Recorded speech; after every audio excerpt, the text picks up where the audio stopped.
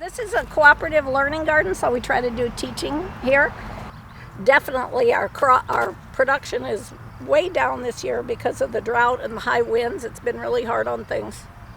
If it wilts during the heat of the day, probably you can water it and keep it alive. One tricky thing is it's easy when it gets dry to not water enough because sometimes the water doesn't soak in. It just runs off. You know, if the soil gets so dry, it's hard to get it to water. So it helps if you water, wait a little bit, come back and water again. It's easy when you're just taking your watering wand to not water enough. It needs to soak in. And one of my neighbors just reminded me today, and it's true, when you water a tree, you need to think about that the outer part where the leaves are, that's called the drip line, their roots go clear out to there. So you need to water clear out to there if you're going to try to water your tree. Water deep.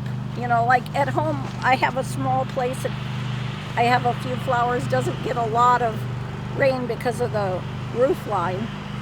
And it's almost impossible for me to water it so that it soaks down in there good because, you know, you water a little bit and you think it's a lot, but if you dig down, I mean, look at how dry this is and cracks in this deal. But if we go over here to where here's our drip line. Let's see, if I come over here, you can maybe see it a little bit better.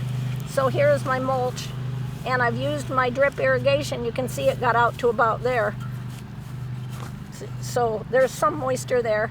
The closer I get to the drip line, you know, there's some moisture there. It's probably about time to water that again. And is there a certain time of the day that it's better to water? Morning is the best because then it can water and dry off, but like drip irrigation, you can do that anytime because you're not getting it on the leaves. You don't want the leaves of your plants to be wet all the time, because the roots is where you need your moisture. But you know, you water, the heat of the day is the worst time, but water when you can, water when you're able, you know. Should you water multiple times a day? Well, only time I would water multiple times in one day is if I have a pot, a smallish pot. Okay. Otherwise, you're better off to water deep and less often. So like what things in the garden need is like an inch or an inch and a half a week. 90 degrees, probably the inch and a half. So it'll run 8 or 10 hours to drip in several of these rows at one time. Okay. And then I won't water again for several days. Okay. So water as long as you think you need to. Then come back in 5 or 10 minutes and dig down and see how far down that moisture actually got. And you want it to go deep enough that the roots go down to look for water, not just to the surface to look for water. See, look at there, it's not even an inch down.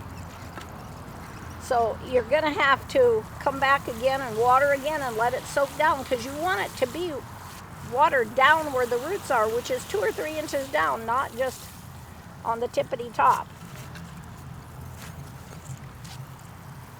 In Master Gardener training and stuff, we talk about, you know, kind of like making a decision about how, you know, if you have to have your crops perfect or if a few blemishes are okay. And it's a little bit like that. You know, do you need a perfect lawn or is it okay to save some money, conserve some water, and not have a perfect lawn this summer, you know?